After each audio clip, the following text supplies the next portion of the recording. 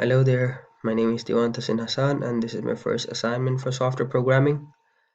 So in this assignment what we have to do is we have to use a variable that will be incremented by 1 every second, and if count is increased on multiples of 4, blue LED should turn on, and if count is increased on multiples of 10, the red one should turn on, and if it's both multiples of 4 and 10, then both LEDs should turn on.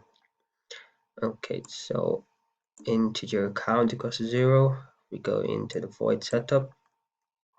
So big and 96,000, such a basic stuff. And if pin mode 4, okay, pin mode 4 is connected to the blue LED and pin mode 8 is connected to the red one. So we go into the void loop there. I've used plus plus count for the incrementation, and I've used a 1 second of delay there because if I don't use a delay, it doesn't look good in the serial monitor for the results, like it's too fast if I don't use any delay there. Okay, so I've used like 3 if statements, and in the first if statement, if count is on multiples of 4, so I've used the remainder operator there to determine if count is on multiples of 4. And if count is on multiples of 4, the blue LED should turn on, and if and red one should stay off. Okay, and serial monitor, it will show that blue LED is active and with an alert there. Okay, so we go into the second if statement. If count is in multiples of 10, so if count is in multiples of 10, the red LED will turn on and the blue one will stay off. And I've used the same remainder operator there in this one too, if count is on multiples of 10. And it will show the red LED is active with an alert there. And on the third if statement, if count is both multiples of 4 and 10, so I've used a remainder operator for both of them, but I've used an AND operator to determine if both of them are on multiples of 4 and 10. So if that happens, both the LEDs should turn on. Both LEDs will turn on, and there's a delay of 2 seconds.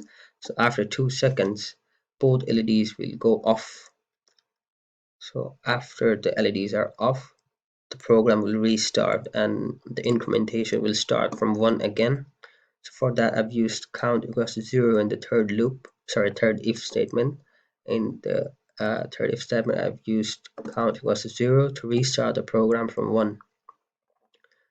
Okay, so I'll just start the simulation. Yeah, so 1, 2, 3, and when it's on multiples of 4, the blue LED turns on, and it says blue LED is active with an alert there. Okay, on 10, the red LED is active with an alert.